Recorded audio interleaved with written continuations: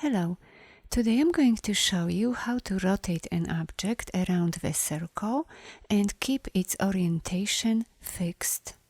I will show you two ways to do it. First, we will use the Rotate tool. Center your object on the guide and make sure it is selected. Then press the letter R for the Rotate tool or select it from the toolbar panel. While you are holding down the Alt key, click in the center to set the rotation point. I'm going to rotate my object by 30 degrees and create 12 copies. We can calculate the rotate angle or type 360 over whatever number of copies you would like to make and then click Copy. Now press the Ctrl and D keys on your keyboard several times to repeat the last step. Next, select the first copy. This creates a bounding box around the object. Now press the letter R for the Rotate tool. We can see that the rotation point is automatically placed in the center of the bounding box. Press Enter and click OK to use the existing value. Next, while you are holding down the Ctrl key, click on the next object to select it. Press Enter, leave the angle value as it is, and click OK.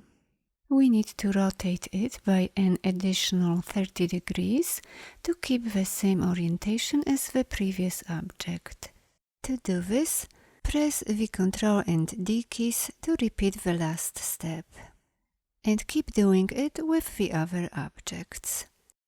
This, however, would take a really long time if we have lots of copies. Let's undo everything. Now I will show you the other way to do it. First, make sure your object is selected.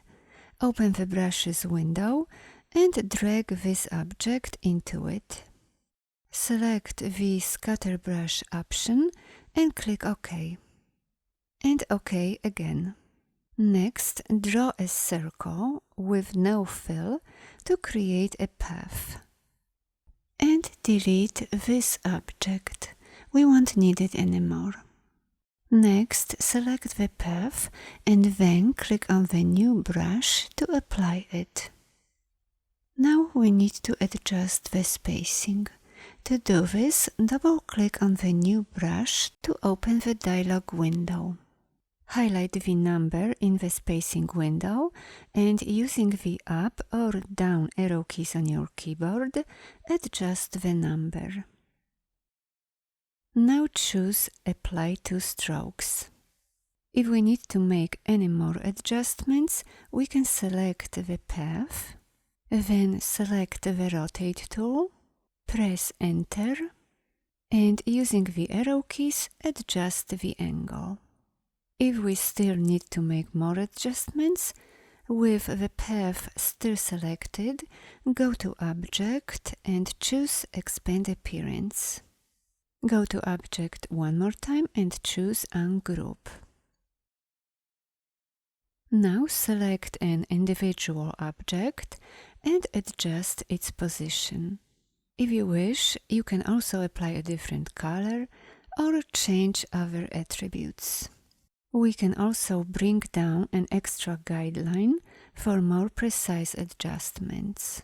Make sure your ruler is showing. If it's not, press the Ctrl and R buttons on your keyboard. Now click on the ruler, hold and drag.